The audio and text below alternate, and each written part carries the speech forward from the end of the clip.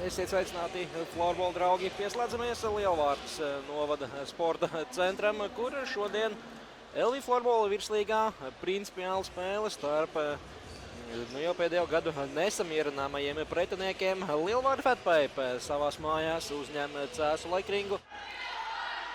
Blumfelds kārto sev metienu, metiens arī seko, Plūdums atcita bumbu un pēc tam no vārta. Te bumba tomēr ir vārtos mirkli vēlāk 1-0.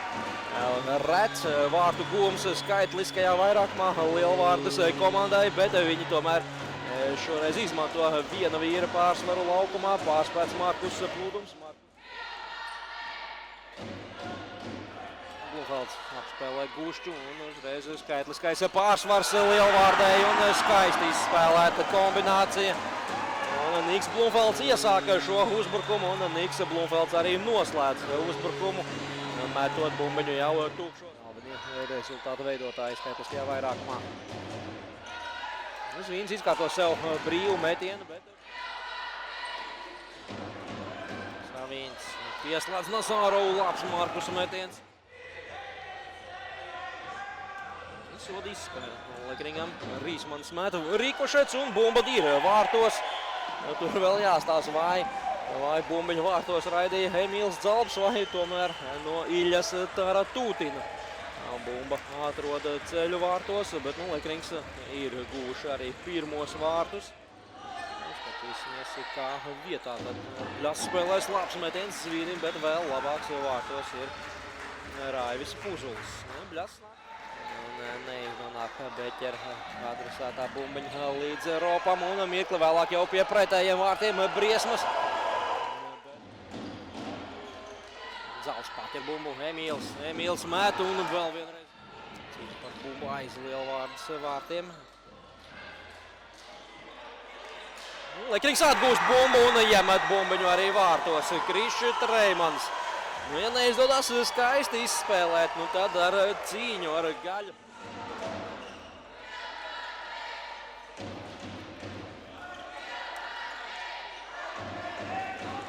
Kusiņš met un Kusiņš gan iemet. Aivis Kusiņš iemet Lielvārda, kur visas sezonas laikā bija realizējusi 5 skaitliskos vairākumus.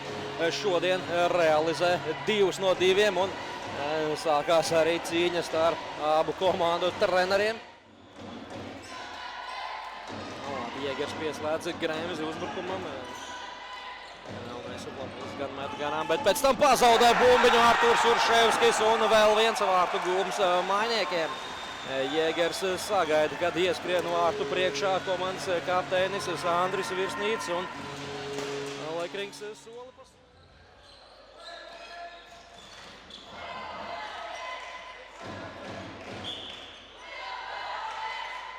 Dzalbs ātri atrod Jēkabu Berholtu un Jēkabs ne tikai dod piespēles, Jēkabs arī met bumbiņas vārtos. Ja viņam neraksta protokolā piespēle tur, kur viņš ir iedevis piespēli, tad Jēkabs Jēgers.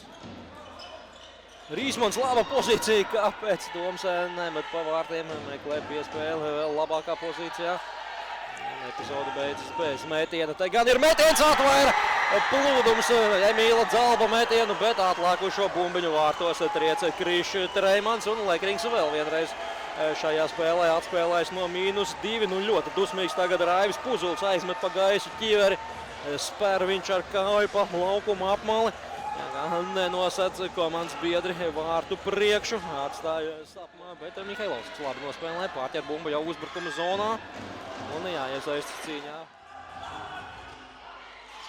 Nesnāk metiens arī Armanam Savinam, bet Laikrings var aizskriet pret uzbrukumā. Dzalbs sit pa nūju, Grunbergs, bet bumbiņi ir vārtos.